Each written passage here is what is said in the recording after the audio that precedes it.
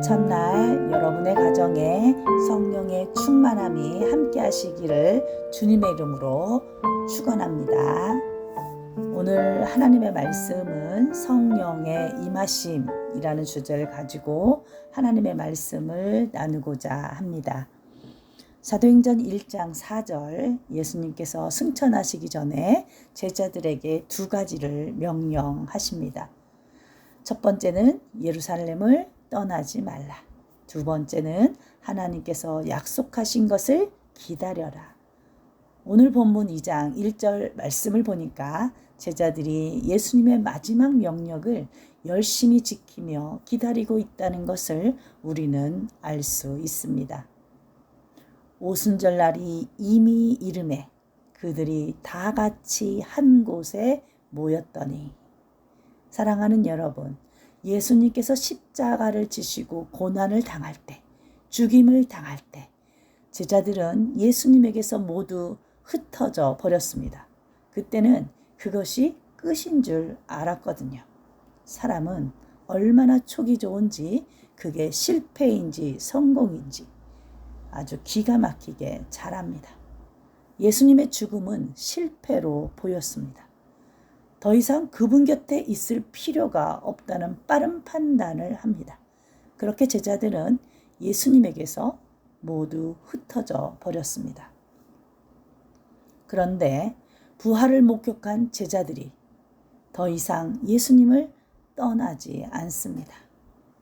예루살렘을 떠나지 말라는 예수님의 명령에 꼼짝하지 않고 예루살렘에 있는 마가다락방에서 열심히 기도하면서 자기의 자리를 지킵니다. 언제인지는 모르지만 몇 날이라고 말씀하셨으니까 묵묵히 자기 자리에서 하나님께서 약속하신 것을 기다립니다. 예수님의 십자가의 죽음만 본 사람의 믿음과 예수님의 부활까지 본 사람의 믿음은 이렇게 다릅니다. 우리의 믿음은 지금 어디에 머물러 있습니까? 사랑하는 여러분, 예수님의 십자가의 죽음만 본 사람은 예수님을 그저 성인 중에 한 사람으로만 바라봅니다. 그러나 예수님의 부활까지 본 사람은 예수님을 하나님으로 바라봅니다. 그래서 그분의 말씀 한 말씀을 절대로 흘려듣지 않습니다. 예수님의 부활까지 본 사람, 예수님의 부활을 믿는 사람은 그분의 말씀을 붙잡고 그분의 말씀대로 살려고 무진장 애를 쓰게 됩니다. 그것이 바로 믿음의 사람들입니다. 예수님께서 하신 말씀을 붙잡고 흩어지지 않고 함께 한 곳에 모여서 열심히 기도하며 하나님께서 약속하신 것을 기다리고 있는데 바로 그때였습니다. 호련히 하늘로부터 급하고 강한 바람 같은 소리가 있어 그들이 앉은 온 집에 가득하며, 드디어 하나님께서 약속하신, 예수님께서 말씀하신 성령께서 임하시는 순간입니다. 강한 바람 같은 소리, 히브리어로 르하흐, 생기, 바람, 하나님의 숨결, 하나님의 영, 성령입니다. 창세기 2장 7절, 여호와 하나님이 땅의 흙으로 사람을 지으시고 생기를 그 코에 불어넣으시니 사람이 생명이 되니라. 에스겔 37장 9절, 주 여호와께서 이같이 말씀하시기를 생기야 사방에서부터 와서 이 죽음을 당한 자에게 불어서 살아나게 하라. 모두 르하흐, 생기, 바람, 성령의 역사입니다. 사랑하는 여러분, 성령은 죽은 우리, 실패한 우리, 낙심한 우리, 병든 우리를 살리는 영이십니다. 아멘. 그 성령이 예수님의 말씀을 붙잡고 흩어지지 않고 한 곳에 모여 함께 기도하며 하나님의 약속한 것을 기다리는 사람들이 있는 그곳을 충만하게 가득 채웁니다. 오늘 우리는 주님의 고난과 죽음과 부활을 믿고 있습니까? 오늘 우리는 성령을 약속한 하나님의 말씀을 붙잡고 있습니까? 그렇다면 반드시 르하흐 성령의 바람이 우리가 있는 이곳을 가득하게 채워주실 줄 믿습니다. 아멘. 그리고 제자들은 똑똑히 눈으로 봅니다. 성령의 강한 바람이 불의 혀처럼 갈라지더니 각 사람 위에 하나씩 하나씩 임하여 있는 것을 제자들이 봅니다. 여기서 임하여 있다라는 원어는 에카디센, 자리 잡고 그 사람에게 머문다는 의미가 있습니다. 성령이 그 사람을 떠나지 않고 그 사람 안에서 함께 그 사람과 온전히 하나가 되어 생활하신다는 말씀입니다. 그리스도인은 성령과 함께 사는 사람들입니다. 나는 그리스도인입니까? 그렇다면 나는 성령과 함께 사는 사람입니다. 갈라디아서 2장 20절 성령과 함께 사는 사람에 대해서 이렇게 말씀하십니다. 내가 그리스도와 함께 십자가에 못 박혀 죽었나니 이제는 내가 산 것이 아니요 내 안에 그리스도께서 사신 것이라. 이제 내가 육체 가운데 산 것은 나를 사랑하사 나를 위하여 죽으신 하나님의 아들을 믿는 믿음 안에서 사는 것이라. 성령과 함께 사는 사람은 반드시 자기 정체성을 가지고 있어야 합니다. 나는 혼자가 아닙니다. 나는 성령과 함께 생활하며 살아가는 사람입니다. 성령과 함께 살아가는 사람에게는 약점이 있습니다. 성령이 충만하지 않으면 혼자인 줄 착각한다는 사실이에요. 그 말은 성령의 충만함을 놓친다면 우리는 성령을 인지하지 못하고 다시 혼자인 것처럼 살아간다는 겁니다. 그래서 우리는 매일 아침 기도해야 합니다. 오늘도 성령께서 내게 충만하게 역사하시어서 내가 혼자가 아님을 알게 하여 주옵소서. 아멘. 성령이 충만한 사람이 가지는 놀라운 변화가 있습니다.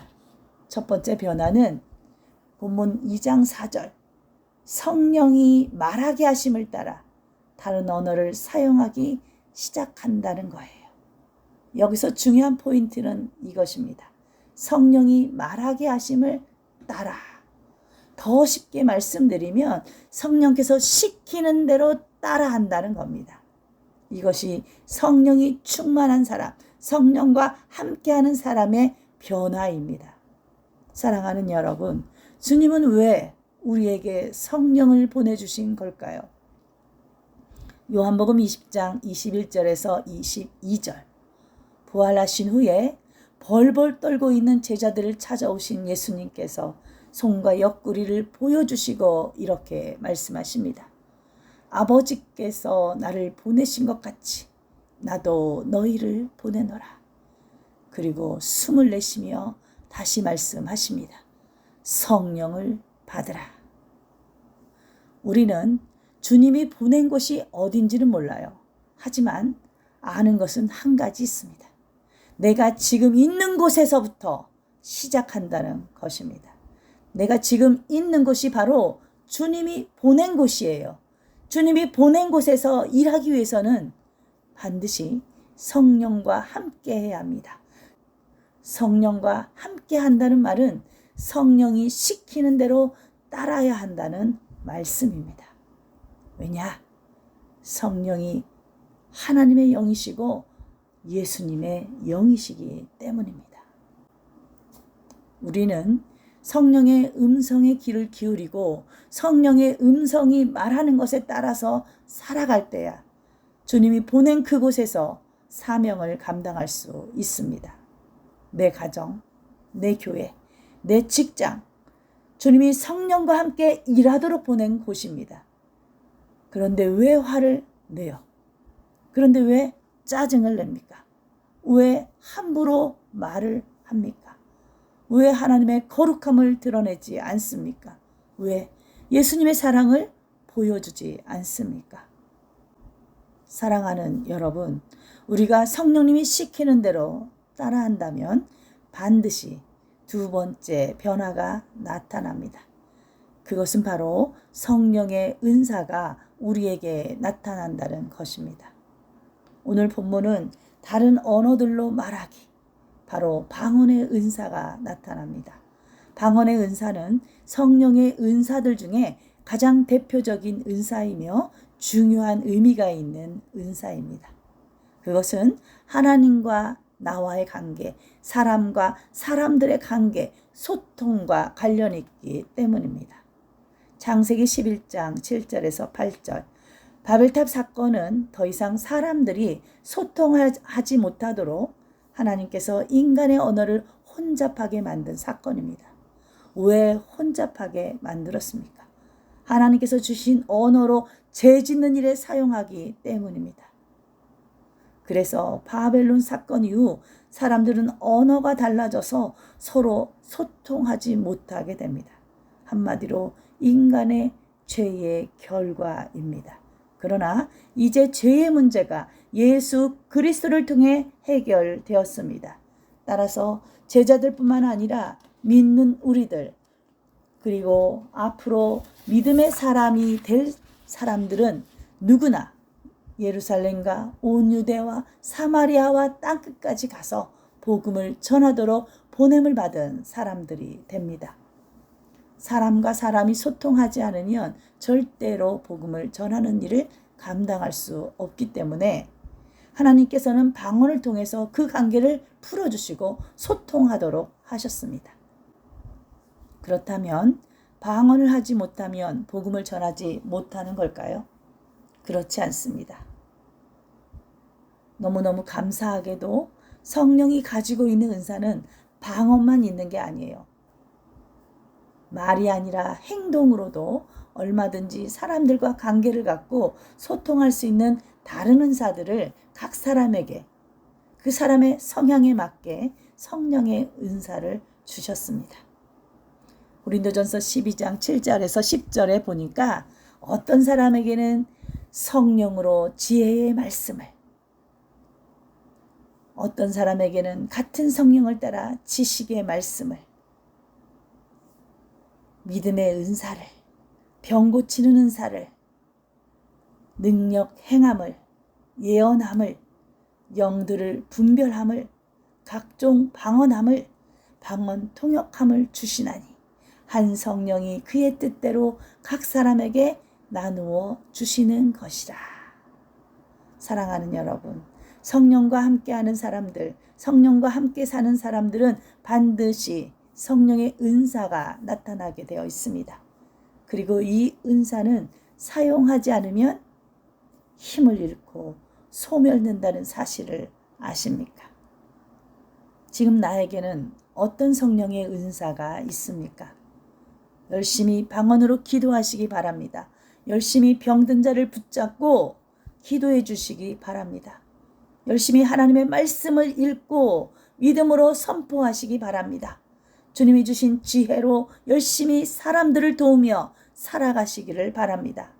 그렇게 성령의 은사를 사용하시기를 주의 이름으로 축원합니다. 이제 저는 마지막으로 최근에 들었던 이야기를 하나 들려드리고 말씀을 마치고자 합니다. 아주 오랫동안 다닌 교회에서 상처를 많이 받은 집사님이 이제 교회를 떠나기로 결심합니다. 그래서 마지막으로 목사님과 대화를 하려고 면담을 요청해요. 집사님의 이야기를 다 듣고 나서 목사님이 마지막 부탁이 있다면서 컵에 물을 잔뜩 담아서 이렇게 말합니다. 이 컵을 가지고 이 성전 안을 한 바퀴만 돌고 오라는 거예요. 그래서 집사님은 목사님이 하라는 대로 물이 잔뜩 든 컵을 들고 성전을 한 바퀴 돌고 목사님 앞으로 옵니다. 그리고 집사님이 말합니다. 목사님, 제가 물 한 방울 안 흘리고 목사님이 하라는 대로 성전 안을 돌고 왔습니다. 그때 목사님이 묻습니다. 집사님, 어떻게 그렇게 물 한 방울 흘리지 않고 왔습니까? 그때 집사님이 말합니다. 제가 이 컵만 보고 왔더니 물 한 방울도 흘리지 않고 이렇게 왔습니다. 그때 목사님이 이렇게 말합니다. 그렇습니다, 집사님. 이 컵에 집중하듯이 예수님께만 집중하시면 안 되겠습니까? 사랑하는 여러분, 성령 충만함을 놓치지 않도록 우리는 매일 아침마다 기도해야 합니다. 성령 충만하지 않으면 우리는 성령과 함께 있음을 잊어버리기 때문에 그렇습니다. 성령을 잊어버리는 순간 우리는 예수님께 집중하지 못하게 됩니다. 그리스도인은 예수님께만 집중하는 사람들입니다. 예수님께 집중하는 사람만이 그분의 이름으로 성령의 은사를 드러낼 수 있습니다. 6월 한 달간도 우리가 가진 성령의 은사를 통해 우리가 성령과 함께 생활하는 그리스도인임을 증명하며 살아가시기를 주의 이름으로 축원합니다. 아멘.